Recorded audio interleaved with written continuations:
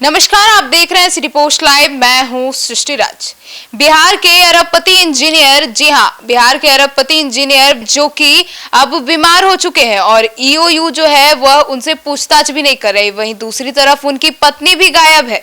जी हां, और उनसे पूछताछ करने के लिए इजाजत भी नहीं दी गई है कोर्ट से। क्या है पूरा मामला और अब कैसे खुलेगा सारे राज, इसके ऊपर विस्तार में जानकारी देंगे हमारे साथ उपस्थित सिटी पोस्ट लाइव के चीफ एडिटर श्रीकांत प्रत्युष। तो सर, अरबपति इंजीनियर बीमार हो गए, उनकी पत्नी फरार है, तो अब राज कैसे खुलेंगे?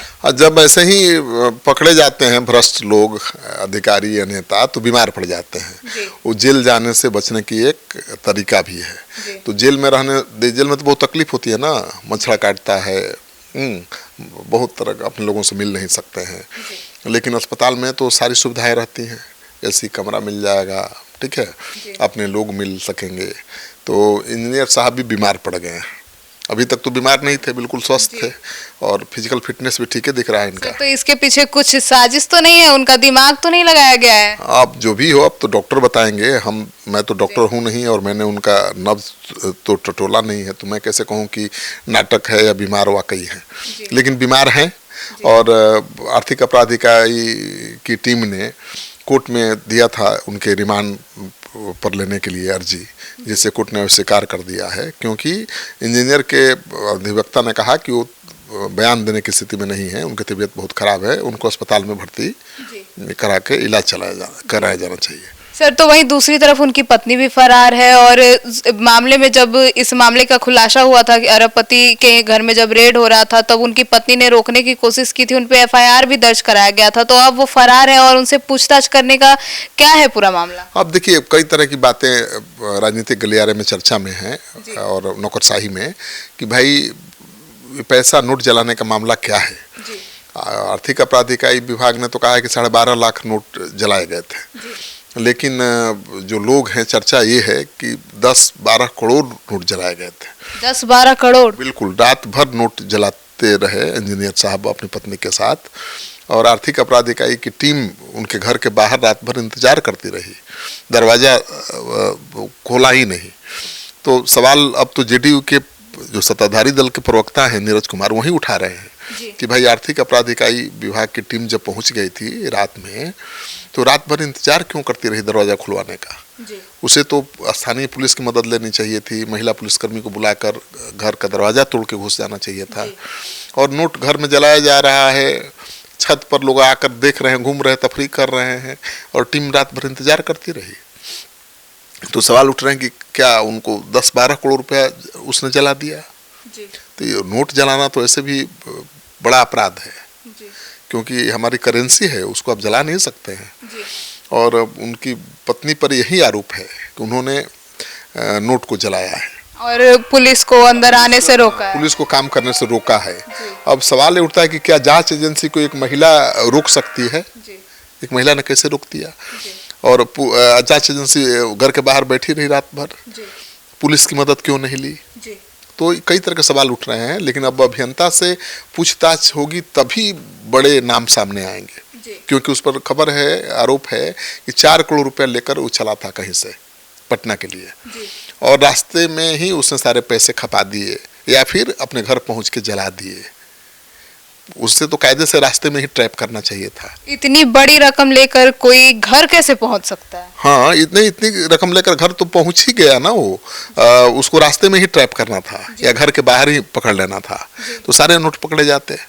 क्योंकि अगर उसने किसी को पैसा दिया होता तो अब तक खुलासा कर चुका होता। पुलिस ने तो पूछताछ की ही होगी ना, आर्थिक अपराध इकाई विभाग ने तो पकड़ने, गिरफ्तार करने के बाद उससे पूछताछ किया होगा और उसके बाद उसको जेल भेजा गया होगा। ठीक है, पूछताछ पूरी नहीं होगी, अधूरी होगी, और फिर से पूछताछ के लिए कोर्ट में अर्जी दी गई थी, लेकिन वो तो बीमार पड़ गया। अब बीमारी का बहाना है या वाकई बीमार है, ये तो अब सरकार बताएगी और जांच एजेंसी बताएगी ना। उनकी पत्नी कहाँ गायब हो गई है? तो राज ही है। हाँ बिल्कुल, पत्नी अब कहाँ गायब हो गई है, क्योंकि पत्नी भी अभियुक्त है और उसकी भी तलाश जारी है, लेकिन वो तो गायब हो गई।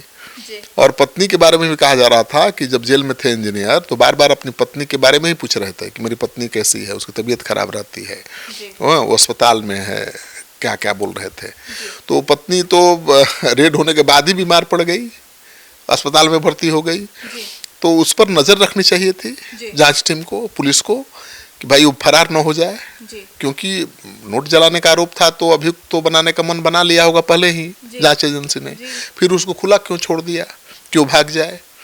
तो लापरवाही हुई। हाँ, पत्नी भी भाग गई, इंजीनियर बीमार पड़ गया, अब पूछताछ टल गई।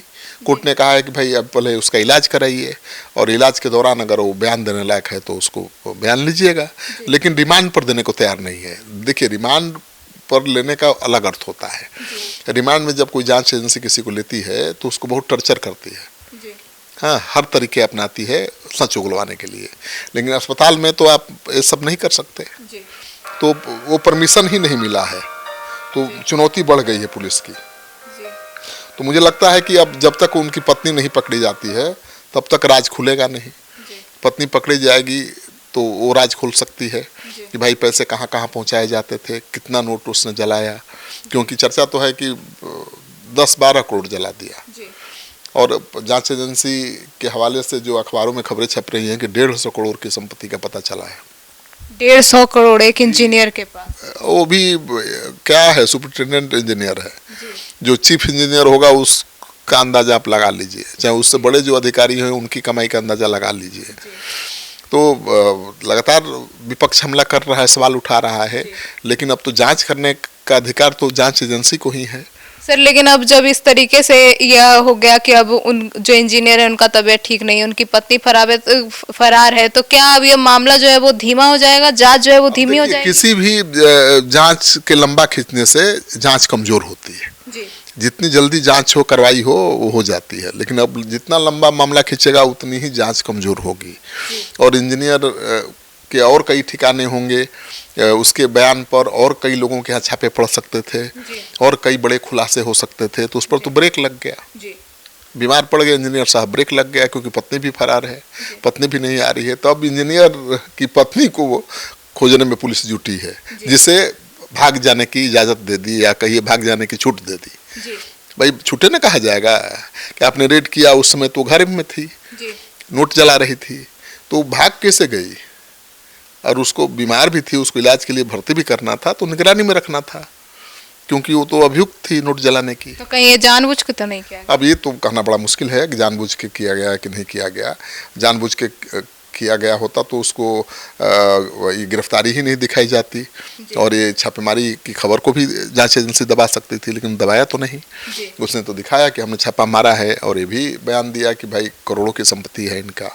तो जो सवाल उठना था वो तो उठ ही गया है ना, जांच एजेंसी ने कर दिया। लेकिन काम पूरा कब कर पाएगी एजेंसी, जांच एजेंसी, ये सवाल है। और बड़े मछलियों तक कब उसकी गर्दन तक कब उसके हाथ पहुंच पाएंगे, ये सबसे बड़ा सवाल है। तो इंजीनियर की पत्नी कहाँ है, आप भी देखिएगा कहीं तो कमेंट बॉक्स में जाकर आप कमेंट दे सकते हैं, क्योंकि हमारी खबर तो पुलिस वाले भी देखते हैं और जांच एजेंसी के अधिकारी भी देखते हैं, तो उनको थोड़ी मदद मिल जाएगी। क्योंकि इंजीनियर की पत्नी फरार हो गई है, अब पुलिस और जांच एजेंसी उसे खोज रही हैं, और इंजीनियर जो बड़े राज खुल सकता था वो बीमार पड़ गया है और उसे रिमांड पर लेने की इजाज़त आर्थिक अपराध इकाई विभाग की टीम को नहीं मिली है।